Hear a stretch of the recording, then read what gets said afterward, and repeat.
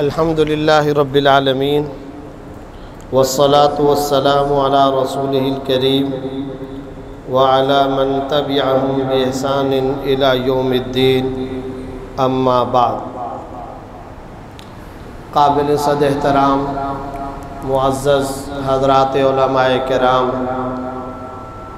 اور میرے برادران اسلام، السلام علیکم ورحمۃ اللہ وبرکاتہ۔ آج پہلی مرتبہ اس عظیم اہم دینی ادارہ میں اور اس کی اس جامعہ مسجد میں حاضری کا شرف حاصل ہو رہا ہے۔ میں سب سے پہلے دلی طور پر یہاں کے بانی، رئیس و محتمم حضرت اقدس مولانا ابن الحسن عباسی صاحب دامت برکاتہم العالیہ کا شکریہ ادا کرتا ہوں۔ حضرت مولانا ابن الحسن عباسی صاحب دامت برکاتہم ہمارے استاذ کے درجے کی شخصیت ہیں۔ ہم نے ان سے استفادہ کیا، ان کی شاندار، عمدہ، تحقیقی اور علمی اور ادبی کتابوں سے استفادہ کیا۔ پتہ نہیں شاید حضرت کو یاد ہو یا نہ یاد ہو، میں جب دارالعلوم کراچی میں پڑھتا تھا تو کوشش کرتا تھا کہ جامعہ فاروقیہ میں حضرت کی خدمت کے اندر حاضری دیا کروں۔ چنانچہ یہ جب جامعہ فاروقیہ کے اندر ہم جاتے تھے کچھ 3-4 طلبہ مل کر، تو اس وقت بھی جامعہ فاروقیہ کے دفتر اور کمرے میں چاروں طرف کتابوں کے جھرمٹ میں حضرت مولانا ابن الحسن عباسی صاحب ماشاءاللہ تشریف فرما ہوتے تھے۔ متاع وقت اور کاروان علم، سبحان اللہ۔ میں اپنی زندگی میں اس مختصر سی 37-38 سالہ زندگی میں جن کتابوں سے غیر معمولی حد تک مستفید ہوا، متاثر ہوا، اس میں حضرت کی یہ کتاب ہے۔ اور مجھے اب تک اس کتاب کے یعنی کوئی ایک لفظ تو خیر چھوٹا نہیں، لیکن یہ بھی یاد رہا کہ کون سا واقعہ اور کون سی بات کتاب کے کس صفحے اور کس جگہ پر لکھی ہوئی ہے۔ اللہ تعالی حضرت والا کے فیوضات اور ان کی برکات اور ان کے علمی افادات کے اندر خوب سے خوب برکتیں عطا فرمائے۔ اللہ ان کی عمر میں، زندگیوں میں، ان کے کاموں میں، ان کے اوقات میں خوب برکت عطا فرمائے۔ ہمارے بھائی سلمان حسانی صاحب کافی اصرار کر کے یہ حکم دیتے رہے تو وہ ذریعہ بنے۔ آج حافظ لقمان صاحب اور اسی طرح حافظ سعود صاحب، ان حضرات کے ختم قرآن کے موقع پر آپ سے ملاقات کا شرف حاصل ہو رہا ہے۔ اللہ رب العزت ان کے پڑھنے کو اور سننے والوں کے سننے کو قبول فرمائے۔ چونکہ ختم قرآن کریم کا موضوع ہے، وہ بہت مختصراً 2-4 باتیں عرض کرتا ہوں۔ سب سے پہلی بات تو یہ ہے میرے برادران اسلام،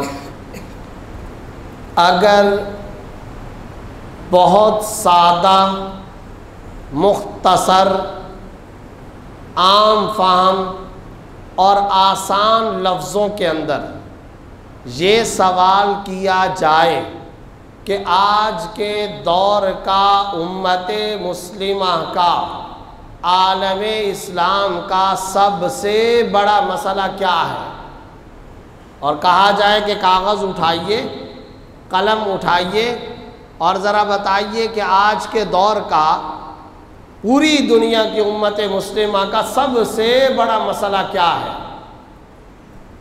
تو ایک ہی جملے کے اندر اس کا حقیقی اور مختصر مگر بالکل بر محل، بر واقع، حقیقت پسندانہ، منصفانہ جواب یہ ہوگا، آج کی امت مسلمہ کا سب سے بڑا مسئلہ یہ ہے کہ آج کی ہماری امت کا قرآن سے حقیقی رشتہ کٹ چکا ہے۔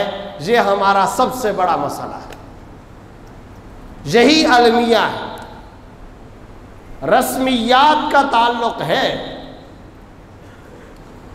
اور برکت کا تعلق ہے، تبرک کا تعلق ہے، عقیدت کا تعلق ہے، محبت کا تعلق ہے اور دلی پیار کا تعلق ہے، لیکن قرآن کا ترجمہ، قرآن کی تفسیر، اس کا معنی، اس کا مفہوم، ان آیتوں میں اللہ تعالیٰ کیا فرما رہے ہیں، کیا مطلب ہے ان آیتوں کا، اس کا ترجمہ کیا ہے بھائی، اس کا معنی و مفہوم کیا ہے، کچھ پتہ نہیں۔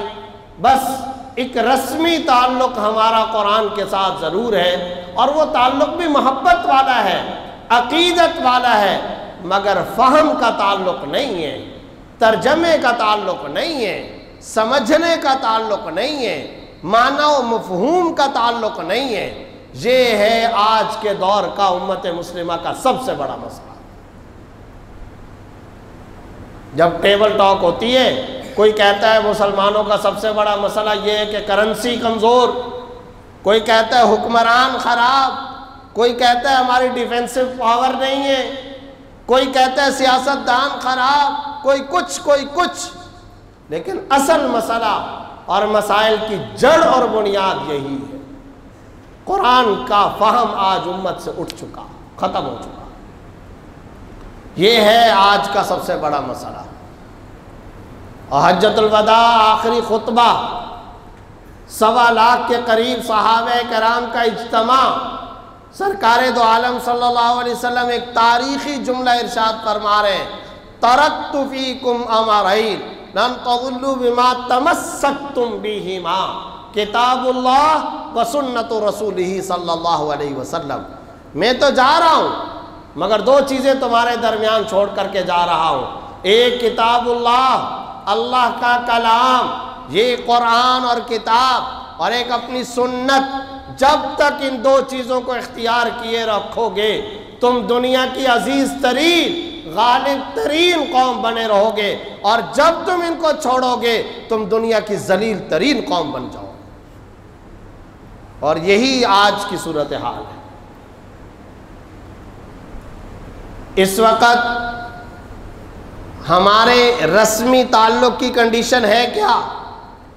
مولانا صاحب، مفتی صاحب، امام صاحب، آج گھر میں قرآن کریم کا نسخہ نعوذ باللہ زمین پر گر گیا تو کیا کفارہ دینا ہے؟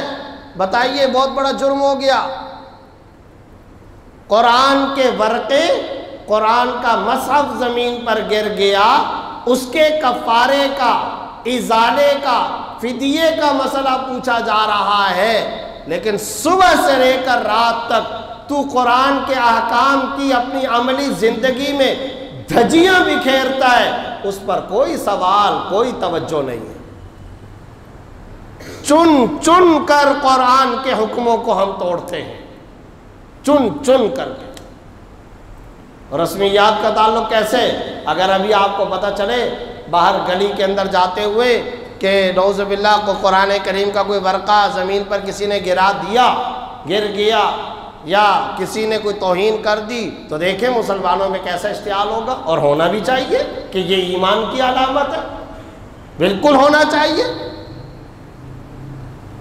ایک ورقہ زمین پر گرا تو دیکھیں طبیعتوں میں کیسے جذبات، اشتعال، مرنے مارنے پر تل جانے والے، لیکن تو صبح سے لے کر رات تک ملازمت کرتے ہوئے رشوت لیتا ہے، سود خوری کرتا ہے، بدکاری کا مرتکب ہے، شراب نوشی کا مرتکب ہے، لوگوں کے حقوق تلف کر کے بیٹھا ہوا ہے، لوگوں کی زمینیں تو نے غصب کر کے رکھی ہوئی ہیں، رشتہ داروں کے حقوق تو ادا نہیں کرتا ہے، اس کے اوپر کوئی توجہ نہیں۔ چن کر کے ہم حکموں کو توڑتے ہیں۔ آج شب قدر ہے، ممکنہ متوقع طور پر، تو کیا ہے بھائی؟ رسمیات کا تعلق، سیزنل مسلمانی، کیا جی نفلیں پڑھ لیں، جتنا ہو سکے ہم آئیں گے، عبادت کریں گے، نفلیں پڑھ لیں گے، تسبیحیں پڑھ لیں گے، ذکر اذکار کرنا بہت اچھی بات ہے، تسبیحات بھی کرنی چاہیے، نوافل بھی پڑھنی چاہیے، جتنی ہو سکے نفلی عبادات کا بھی اہتمام کرنا چاہیے، لیکن بھائی جلب منفعت تو بعد میں، پہلے دفع مضرت تو کرو۔ ایکسٹرا فائدہ اٹھانا یہ تو بات کی بات ہے، نفلی عبادات یہ تو بات کی بات ہے۔ پہلا کام تو یہ ہے کہ کم از کم اپنے آپ کو اس فہرست سے تو خارج کرو جو مختلف احادیث میں سرکار دو عالم صلی اللہ علیہ وسلم نے بیان فرمائی کہ ان لوگوں کی شب قدر کے اندر بھی بخشش نہیں ہوتی ہے۔ پہلے وہ کام تو کرو۔ رشتے ناطے توڑنے والے کی بخشش آج کی رات بھی نہیں ہے، والدین کا نافرمان آج کی رات نہیں بخشا جائے گا، شراب کا عادی نہیں بخشا جائے گا، خنزیر کھانے والا نہیں بخشا جائے گا، جھگڑالو مسلمان نہیں بخشا جائے گا، مسلمانوں میں افتراق و انتشار پیدا کرنے والا آج کی رات بھی بخشا نہیں جائے گا۔ اس پر کسی کی توجہ نہیں ہے۔ وہ میں نفلیں پڑھ لوں، میں تسبیحات کر لوں، ارے بھائی کرو، لیکن جب بولتے ہو نفلیں تو یہ نفل ہی ہے نا، پہلے تو فرض کام تو کرو۔ زندگی کس طریقے سے گزر رہی ہے اس لسٹ سے تو اپنے آپ کو نکلواؤ کہ یہ وہ لوگ جن کی آج کے رات بھی بخشش نہیں، راندہ درگاہ۔ میرے کتنے نوجوان بھائی ہیں جنہوں نے والدین کو ستایا ہوا ہے، ذرا محاسبہ کیجئے۔ کتنے ہیں جنہوں نے حقوق العباد کو تلف کر کے رکھا ہوا ہے، کتنے ہیں جنہوں نے لوگوں کے حقوق کے اوپر ڈاکہ ڈالا ہوا ہے، غصب کیا ہوا ہے، اس کی طرف کوئی توجہ نہیں ہے، ذرہ برابر توجہ نہیں ہے۔ پورے اسلام اور پورے دین کے ساتھ ہمارا جو تعلق ہے وہ ٹوٹکے والا، رسمیات والا، ظاہری رکھ رکھاؤ والا، حقائق والا، فہم والا، سمجھ والا، ریسرچ اور تحقیق والا تعلق نہیں ہے۔ یہ ہے امت مسلمہ کا سب سے بڑا مسئلہ۔ جبکہ قرآن کریم کے حوالے سے خود قرآن کریم اپنے حقوق بیان کرتا ہے، خود قرآن کریم 5 حقوق بیان کیے۔ اب میں ایک ایک حق ذکر کر رہا ہوں مختصر لفظوں میں، اپنا محاسبہ خود کیجئے۔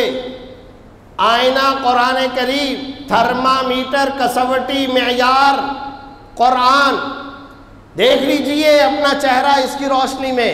مجھے اپنا جائزہ اور محاسبہ لینا ہے قرآن کریم کے اس معیار اور بیان کردہ ان حقوق کے آئینے میں۔ کیا کہہ رہے ہیں قرآن کریم؟ سورہ نساء آیت نمبر 136، یا ایھا الذین آمنوا آمنوا باللہ ورسولہ والکتاب الذی نزل علی رسولہ۔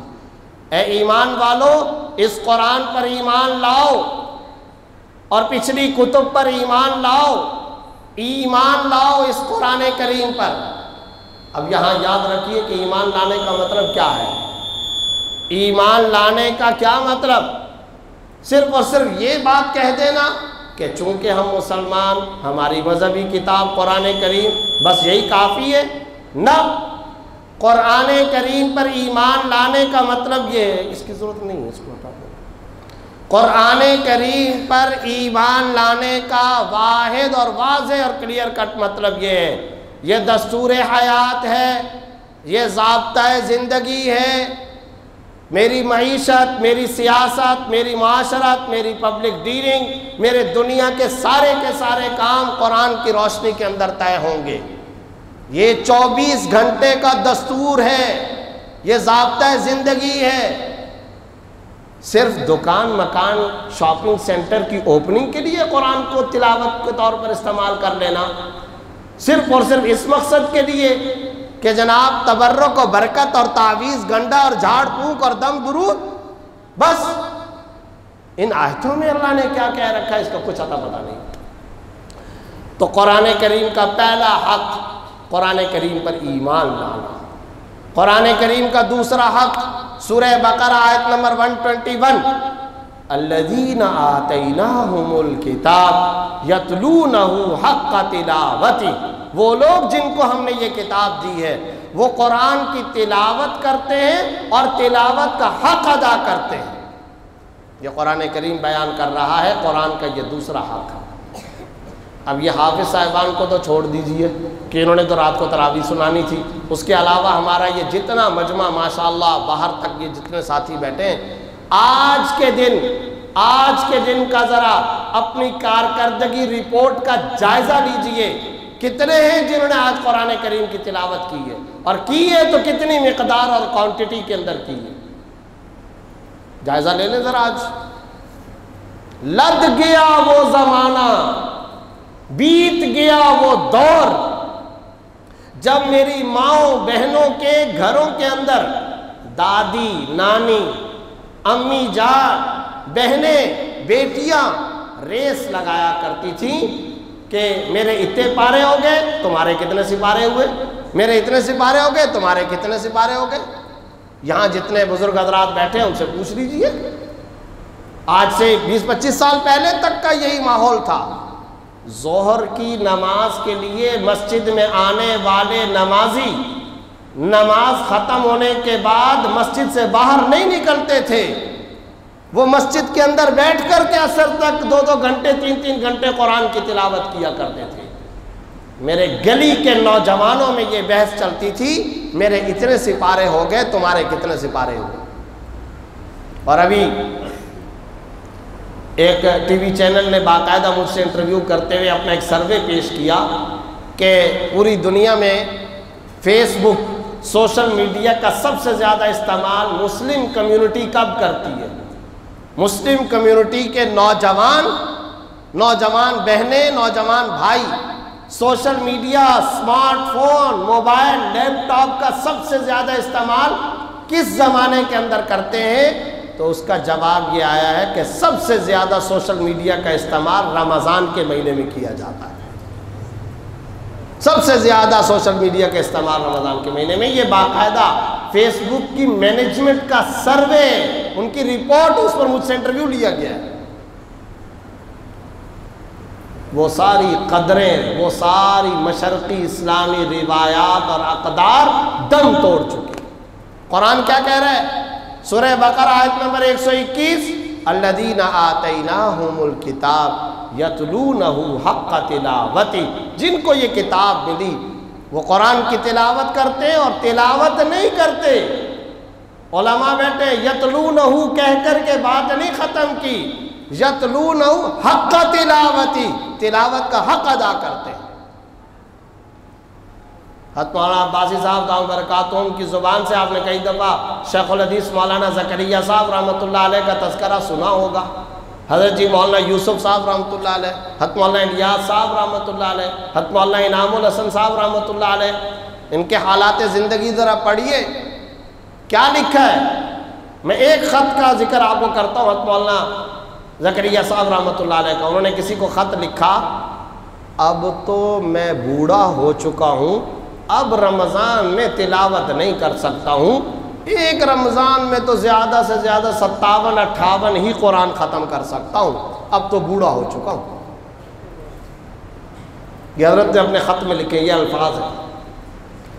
ہم سب امام ابو حنیفہ رحمۃ اللہ علیہ کے مسلک کے مقلد ہیں. امام صاحب رحمۃ اللہ علیہ کے حالات زندگی میں لکھا ہے کہ رمضان میں فجر کی نماز سے لے کر عشاء تک ایک قرآن، اور عشاء سے لے کر صبح تک ایک قرآن.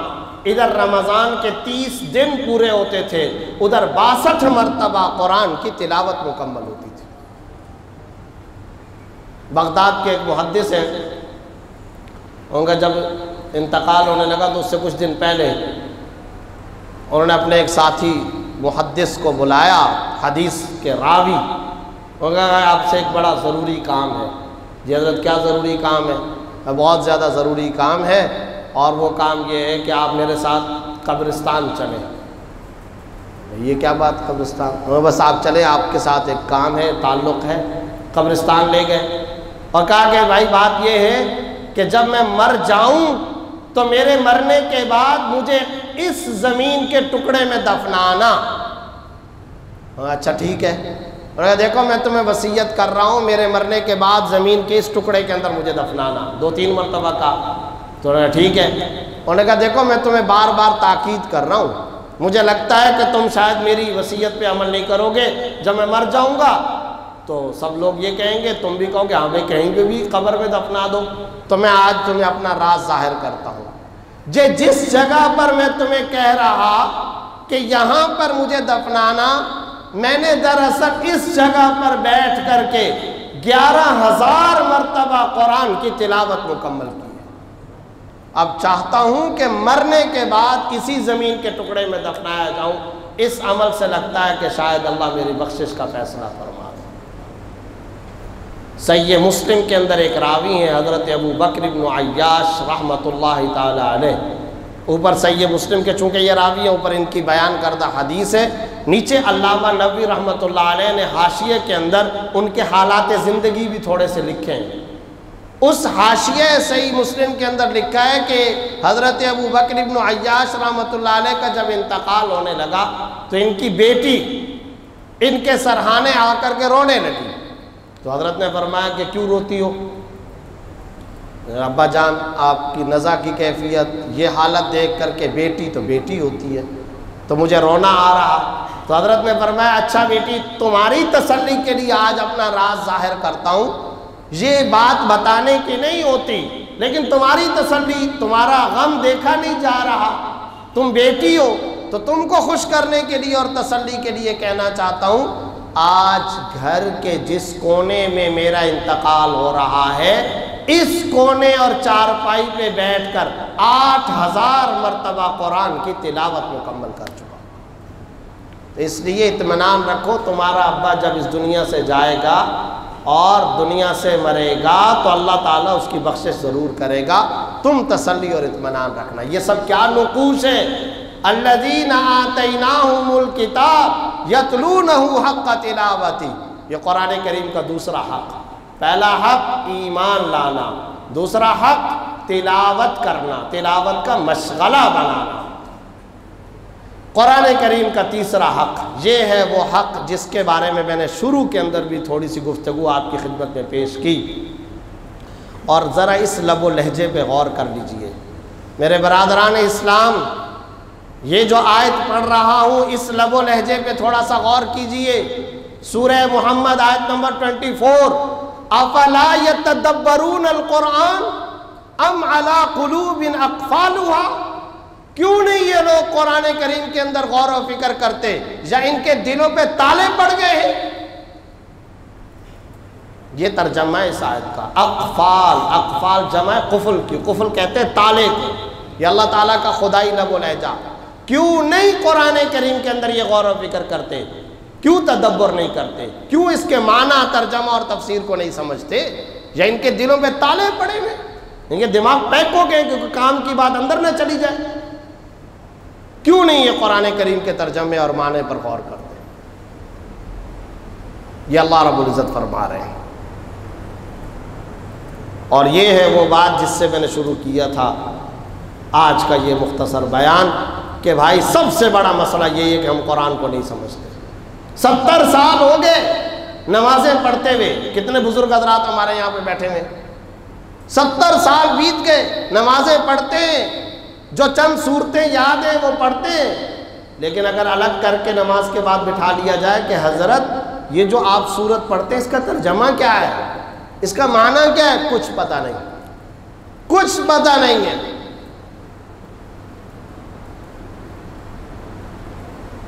اتنی مجرمانہ غفلت ہے، اتنا سنگین جرم ہے، جتنا بیان کیا جائے کم. اور خدا کی قسم ایسے زبردست حقائق ہیں. ایک بات میں آج آپ سے عرض کر دوں، یہ ایک ایسا روحانی نشہ، ایک مرتبہ سمجھنا شروع کریں، ذرا اس کا ترجمہ ذرا ایک مرتبہ پڑھنا شروع کریں، اس کا معنی سمجھنے کی کوشش شروع کریں. وہ لطف آئے گا، وہ مزہ آئے گا، اللہ کی قسم وہ ذائقہ آپ کو محسوس ہوگا. دنیا کی کسی کتاب میں وہ ٹیسٹ نہیں ہے. آپ صلی اللہ علیہ وسلم ایک مرتبہ قبرستان سے گزر رہے ہیں، تو گزرتے ہوئے ہوا یہ کہ ایک منافق غیر مسلم اس نے تنزیہ ایسے چند ہڈیاں اٹھائیں، ایسے ہی ہڈیاں. چونکہ آپ کو پتہ ہے قرآن کا مرکزی موضوع ہے بعث بعد الموت، عقیدہ آخرت، آخرت میں جواب دہی کا احساس. جو کر رہے ہو اس کا جواب دینا ہے، جو کچھ کر رہے ہو اس کو بھگتنا ہے. جزا و سزا کا حقیقی قرآنی تصور اسلام. چنانچہ اس پر انبیاء زور دیتے ہیں. قرآن کا مرکزی موضوع عقیدہ توحید، عقیدہ رسالت کے بعد تیسرے نمبر پر یہی ہے. یہ دنیا مختصر فانی، مرنے کے بعد تمام اعمال کا جواب دینا ہے. اب اس غیر مسلم کافر نے چند ہڈیاں اپنے ہاتھوں میں اٹھائیں اور کہا اے محمد، آپ سب کہہ دیجئے صلی اللہ علیہ وسلم، آپ یہ کہتے ہیں کہ اس دنیا میں انسان کے مرنے کے بعد اس کو دوبارہ گوشت پوش کا انسان بنا کے کھڑا کیا جائے گا۔ تو اے محمد صلی اللہ علیہ وسلم، کیا تیرا رب ان ہڈیوں کو ان کو دوبارہ گوشت پوش کا انسان بنا کر کے کھڑا کرے گا؟ یہ کیسے ہو سکتا ہے؟ حدیث کے اندر آتا ہے کہ ابھی آپ صلی اللہ علیہ وسلم نے جواب نہیں دیا کہ جبرائیل امین وحی لے کر کے تشریف لے آئے، اور فرمایا کہ جلدی کیجئے یا رسول اللہ، ان کے سامنے یہ آیت پڑھیے، بلا قادرین علی ان نسوی بنانا۔ ارے تم تو یہ کہتے ہو کہ ان ہڈیوں کو دوبارہ گوشت پوش کا انسان بنا کر کے زندہ کھڑا کیا جائے گا یا نہیں کیا جائے گا، تم تو یہ کہتے ہو۔ ہم تو اس بات پر بھی قادر ہیں کہ ان ہڈیوں والا جو انسان دنیا میں چلتا پھرتا تھا، اس انسان کا جو وجود اور باڈی اور جسم تھا، اس وجود اور جسم کے اندر جو بازو میں ہاتھ میں انگلیاں، اور انگلیوں کے اوپر یہ جو پورے ہیں، ان کو عربی میں کہتے ہیں بنان، یہ جو پورے ہیں، ان پوروں میں باریک باریک خطوط اور لکیریں ہوتی ہیں یا نہیں ہوتی؟ اللہ رب العزت فرما رہے ہیں تم کہہ رہے ہو کہ اس کو دوبارہ انسان بنا کر کے کھڑا کیا جائے گا یا نہیں، ہم تو اس بات پر بھی قادر ہیں کہ دنیا میں اس کی انگلیوں کے جو باریک پورے اور لکیریں تھیں، انہی جیسی لکیروں والی انگلیاں اور انسان بنا کر دوبارہ ہم اس کو اپنے سامنے کھڑا کر لیں۔ یہ کتنی باریک بات کہی ہے۔ آج یونائٹڈ نیشن کا یہ قانون ہے، اقوام متحدہ کا، جب کوئی آدمی کسی پیپر پہ سگنیچر نہیں کر سکتا نا، دستخط نہیں کر سکتا، تو وہ کیا کرتا ہے؟ وہ انگوٹھے کا نشان لگاتا ہے۔ کیوں؟ آدم علیہ السلام سے لے کر قیامت تک کسی ایک انسان کے بھی انگوٹھے کی ان باریک لکیروں اور خطوط والی جو شکل ہے، یہ کسی دوسرے انسان سے میچ نہیں کھاتی تھی۔ اللہ کے خزانے تو دیکھیے۔ اور آکسفورڈ کا ایک یہودی لیکچرر یہ آیت پڑھ کر کے مسلمان ہوا، اس نے کہا میں حیران رہ گیا، یہ آیت پڑھ کر کے میں حیران ہوا۔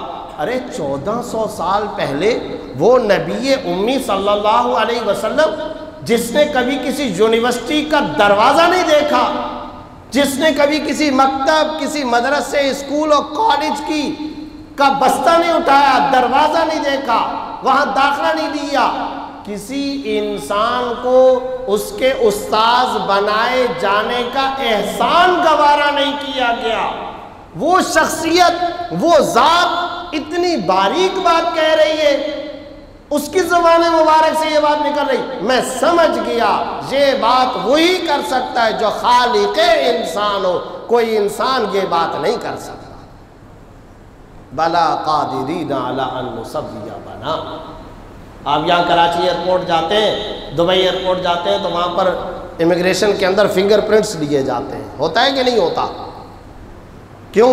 اس لیے کہ آج کی سائنس اور ٹیکنالوجی یہ آ چکی، ارے یہ فنگر پرنٹس ایک کے دوسرے کے ساتھ میچ نہیں کرتے، اور 1400 سال پہلے قرآن کی یہ آیت اتر رہی ہے۔ تم یہ کہتے ہو اس انسان کو دوبارہ بنا کر کے ہم اپنے سامنے کھڑا کرنے کے نہیں، ارے اس انسان کی دنیا میں جو انگلیوں کے جو باریک لکیریں تھیں، بالکل اسی جیسی لکیروں والا وہ انسان بنا کر کے ہم اپنے سامنے کھڑا کریں گے۔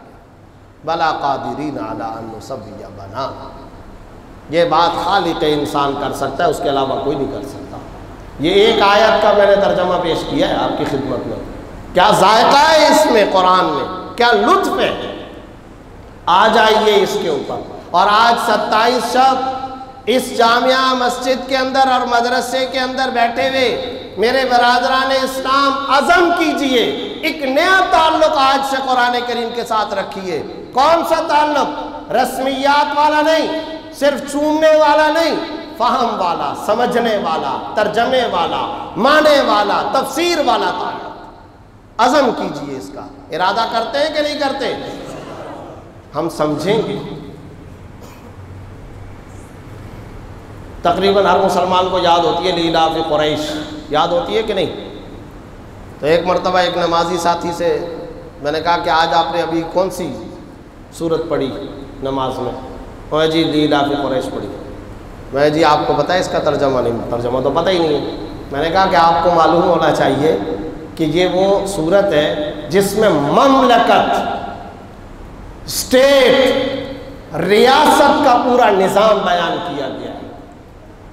الذی اطعمہم من جوع وآمنہم من خوف۔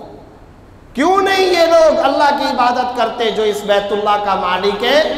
اس اللہ کی ان کو عبادت کرنی چاہیے جس اللہ نے ان کو بھوک کی حالت میں روٹی کھلائی، رزق، معاش، کھانا، اور خوف کے بجائے امن و امان عطا کیا۔ کسی بھی دنیا کی اسٹیٹ اور ریاست کے بنیادی کالم اور ستون یہ ہوتے ہیں، اپنے مملکت کے باشندوں کے لیے معاش کا انتظام کیا جائے، روزگار کا انتظام کیا جائے، صحیح معاشی پالیسیوں کا نفاذ کیا جائے، اور پیس، امن۔ اور جب امن کی بات آتی ہے تو امن میں 5 قسم کا امن آتا ہے: جان کا امن، عزت اور آبرو کا امن، بیوی اور بچوں کا امن، حالات کا امن، مال کا امن۔ اور قرآن کریم کی صورت میں اللہ تعالیٰ فرما رہے ہیں آمنہم من خوف۔ میں نے کہا بابا جی کبھی دماغ ادھر بھی گیا، کبھی ذہن کو ادھر بھی لے کر کے گئے کہ اس صورت میں اللہ رب العزت نے مملکت اور اسٹیٹ اور ریاست اور ملک کا پورے کا پورا نظام بیان کیا ہے، کبھی اس کی طرف بھی توجہ کی ہے؟ وَإِذْ قَالَ إِبْرَاهِيمُ رَبِّ اجْعَلْ هَذَا بَلَدًا آمِنًا وَارْزُقْ أَهْلَهُ مِنَ الثَّمَرَاتِ۔ ابراہیم علیہ السلام کیا کہہ رہے ہیں؟ اے اللہ میرے مکے والوں کو ایک تو رزق عطا کیجئے، دوسرا امن عطا کیجئے۔ یہ ملکوں کا نظام، ملکوں کا معاشی نظام، سیاسی نظام بیان کیا جا رہا ہے۔ تو بس میرے برادران اسلام، یہ ہے سب سے بڑا مسئلہ۔ یہ قرآن کریم رحل اور تخت، برکت، بچوں، مکتب، مدرسے کی 4 دیواری صرف تراویح میں پڑھے جانے کے لیے نازل نہیں ہوا۔ یہ صرف گلی محلے میں کسی کے مرنے کے بعد ایصال ثواب کے لیے نہیں آیا۔ لال رنگ کا ٹینٹ لگے گا، سپارے بانٹے جائیں گے، فلانا مر گیا اس کے لیے آپ پڑھ لو ایصال ثواب کے لیے۔ یہ قبرستان میں جا کر کے مردوں، یہ قرآن مردوں کی کتاب ہے یا زندوں کی کتاب ہے؟ ذرا بتائیے۔ ارے بھائی یہ زندوں کے لیے نازل ہوئی ہے یا یہ مردوں کے لیے ہے؟ مولانا صاحب، امام صاحب، مفتی صاحب، یہ بچہ رات کو سوتا نہیں ہے، کچھ آیت وغیرہ بتا دو تاکہ رات کو سو جائے۔ تو قرآن کریم اس لیے آیا تاکہ نیند آئے۔ آج کل فیکٹری میں مندہ چل رہا ہے، کاروبار نہیں ہے، پیسے ویسے بہت کم ہے، کوئی آیت بتا دو تاکہ ہم آیت پڑھیں تو فیکٹری کا کاروبار چل پڑے، پیسے ویسے زیادہ آ جائے۔ جبریل امین قرآن کو ان مقاصد کے لیے لائے تھے، یہ مقاصد تھے۔ خدا کی قسم یہ ریاستوں کو، یونیورسٹیوں کو، اداروں کو، شاپنگ سینٹرز کو، شاپنگ مالز کو، ایئرپورٹوں کو، سڑکوں کو، عدالت کے ایوانوں کٹہروں کو، پارلیمان کے ایوانوں کو، محکموں کے دفاتر کو چلانے والی کتاب ہے، تسخیر کائنات کی کتاب ہے، درس جہاں بانی ہے، دستور حیات ہے۔ یضع عنہم اسرہم والاغلال التي کانت علیہم۔ دیگر اقوام کے گردنوں میں جو توق پڑے ہوئے، اس قرآن نے اس توق کو آ کر کے توڑا ہے، اور یہ انسانیت کو چلانے والا، انسانیت کے اداروں کو چلانے والا کلام ہے۔ اس انداز میں اس قرآن کو لینے کی ضرورت ہے۔ تو یہ قرآن کریم کا تیسرا حق ہو گیا۔ اور چوتھا حق سورہ انعام آیت نمبر 55، وَهَذَا كِتَابٌ أَنزَلْنَاهُ مُبَارَكٌ فَاتَّبِعُوهُ۔ اس بابرکت کتاب کو ہم نے نازل کیا ہے، فَاتَّبِعُوهُ، فَاتَّبِعُوهُ، تاکہ تم عمل کرو۔ یہ عمل کی کتاب ہے، اتباع کے لیے۔ قولی اقرار، عملی انکار قابل برداشت نہیں ہے۔ عمل، یہ عمل کی کتاب ہے، اس پر عمل کرو۔ یہ قرآن کریم کا چوتھا حق۔ اور قرآن کریم کا 5واں اور آخری حق، ایمان لانے، تلاوت کرنے، ترجمہ سمجھنے، عمل کرنے کے بعد اب تم اس قرآن کریم کی تبلیغ اور نشر و اشاعت کی تشکیل پر ہو۔ یا ایھا الرسول بلغ ما انزل الیک من ربک وان لم تفعل فما بلغت رسالتہ۔ اے رسول صلی اللہ علیہ وسلم، جو کچھ آپ کی طرف نازل ہوا ہے اس قرآن کریم کو انسانیت تک پہنچائیے، اور اگر آپ نے اس قرآن کو انسانیت تک نہ پہنچایا تو آپ نے رسالت کا حق ہی ادا نہیں کیا۔ یہ اللہ رب العزت سورہ مائدہ کے اندر فرما رہے ہیں۔ تبلیغ، اب قرآن کی نشر و اشاعت۔ چنانچہ حجۃ الوداع کے موقع پر آپ صلی اللہ علیہ وسلم نے کیا فرمایا؟ 3 مرتبہ صحابہ سے پوچھا، الا هل بلغت، بتاؤ میں نے قرآن تم تک پہنچا دیا یا نہیں پہنچایا؟ الا هل بلغت، الا هل بلغت، بتاؤ میں نے تم تک پہنچایا کہ نہیں؟ سب صحابہ نے کہا یا رسول اللہ آپ نے پہنچا دیا۔ ثم رفع بصرہ الی السماء، پھر آسمان کی طرف آپ صلی اللہ علیہ وسلم نے نظر اٹھائی اور اللہ کو مخاطب کر کے فرمایا، یا اللہ تو گواہ رہنا، یہ بول رہے ہیں کہ میں نے پہنچا دیا ہے، یا اللہ تو گواہ رہنا، یہ کہہ رہے ہیں، یہ زبان سے اقرار کر رہے ہیں کہ میں نے قرآن پہنچا دیا ہے۔ پھر فرمایا فَلْيُبَلِّغِ الشَّاهِدُ الْغَائِبُ، تم میں سے جتنے یہاں پر موجودین ہیں یہ سارے کے سارے غائبین تک پہنچائیں۔ چنانچہ یہی قرآنی تشکیل تھی۔ وہ حج ہماری طرح کا حج نہیں تھا، پی آئی اے کی واپسی کی فلائٹیں بھی فکس، ٹائم بھی فکس، وقت بھی فکس، فلاں ٹائم فلاں ڈیٹ فلاں تاریخ کو آ رہے ہیں۔ یہ نبی نے حجۃ الوداع میں تشکیل کی ہے صحابہ کی، اور انٹرنیشنل تشکیل ہوئی ہے، اور پھر یہ صحابہ کی ٹولیاں بنی ہیں اور یہ جماعتیں تشکیل پائی ہیں اور یہ پوری دنیا کے اندر گئے ہیں۔ آج آپ کے مدینہ کے بقیع قبرستان میں صرف 9.5-10 ہزار صحابہ کی قبریں، یہ 1,16,17,000 کہاں چلے گئے؟ کبھی غور کیا؟ ایک تو تاریخ بھی ہمارے مسلمانوں سے گئی۔ حضرت بلال حبشی کا سب نے نام سنا ہے یا نہیں؟ کہاں ہے ان کی قبر؟ ان کی قبر کہاں ہے؟ دمشق، دمشق، شام۔ میں گیا ہوں 2007 میں ان کی قبر پہ، 4.5 گھنٹے کی فلائٹ ہے، آج بھی جدہ ٹو ڈیمسکس۔ حضرت بلال حبشی شام کے اندر مدفون ہے۔ حضرت خالد بن ولید حمص میں، حلب کے اندر۔ حضرت ثعلبہ خشنی دمشق کے اندر۔ نبی کی اپنی اہلیہ محترمہ ام المومنین حضرت حفصہ بنت عمر، نام سنا یا نہیں؟ حضرت عمر کی بیٹی، نبی کی اہلیہ ام المومنین، ان کی قبر کہاں ہے؟ دمشق۔ اور صرف ان کا معاملہ نہیں، ام سلمہ کی قبر، ان کا معاملہ نہیں۔ خطیب بغدادی نے لکھا ہے، اور میرے استاد جی حضرت مفتی محمد تقی عثمانی صاحب مدد اللہ نے لکھا ہے، الباب الصغیر جو دمشق کا قبرستان ہے، اس ایک قبرستان میں 11,500 صحابہ کی قبریں ہیں۔ اور یہ آپ کے افغانستان، کابل تک، ترکی تک، ایران کے جزیروں میں، افغانستان کے پہاڑوں میں، دمشق، کوفہ، بغداد، عراق، ہسپانیہ، غرناطہ، الحمرہ، اندلس، قسطنطنیہ، افریقہ کی ساحلی پٹیاں۔ وہ جو علامہ اقبال نے کہا تھا، دشت و دشت ہے دریا بھی نہ چھوڑے ہم نے، بحر ظلمات میں دوڑا دیے گھوڑے ہم نے۔ یہ صحابہ کی فاروقی تشکیل ہوئی ہے، یہ فاروق اعظم کی افواج تھیں، شرحبیل بن حسنہ، خالد بن ولید کی قیادتوں میں۔ کیا لے کر کے جا رہے تھے؟ انسانیت کے سامنے کس چیز کو لے کر کے جا رہے تھے؟ یہ قرآن تھا، یہ قرآنی تشکیل تھی، یہ گنبد خضرا کا نظام تھا، یہ قرآنی سسٹم تھا جس کو دنیا میں متعارف کرانے کے لیے گئے ہیں صحابہ۔ پڑھیے اس کا ترجمہ، پڑھیے، خدا کی قسم یہ قبرستانوں کو آباد کروانے والا کلام ہے۔ وہ روحانی نشہ محسوس ہوگا جو کسی دنیا کی کتاب کے اندر آپ کو نہیں ملے گا۔ خدا کرے یہ ایک نیا تجدیدی تعلق آج سے ہم قرآن کریم کے ساتھ قائم کر سکیں، اس کا عزم کیجیے۔ سورہ زمر کی آیت نمبر 23 کے اندر اللہ رب العزت فرماتے ہیں، اللہ نزل احسن الحدیث کتابا متشابہا مثانی تقشعر منہ جلود الذین یخشون ربہم۔ ہاں، اللہ نے سب سے زیادہ حسین ترین کلام کو نازل کیا ہے، جن کے دل میں ذرہ برابر خوف اور خشیت خداوندی ہوتا ہے، جب ان کے سامنے قرآن کریم کی آیتیں پڑھی جاتی ہیں، تقشعر منہ جلود الذین یخشون ربہم، ان کے جسم کانپ اٹھتے ہیں، بدن پہ کبھی طاری ہو جاتی ہے، لرزہ طاری ہو جاتا ہے۔ ابھی آپ نے تراویح کے اندر قرآن کریم پڑھا، ہم تراویح میں اماموں کے پیچھے پڑھتے ہیں، ہم پر تو یہ کیفیت طاری نہیں ہوتی ہے۔ ہمارے بدن کے بال تو نہیں کھڑے ہوتے، ہم پر تو لرزہ کار کیوں نہیں ہوتا بھائی؟ سادہ سوال ہے، سادہ جواب ہے، اس لیے کہ ہم سمجھ ہی نہیں رہے کہ ان آیتوں میں اللہ رب العزت کیا فرما رہے ہیں، اس کا معنی مفہوم کیا ہے۔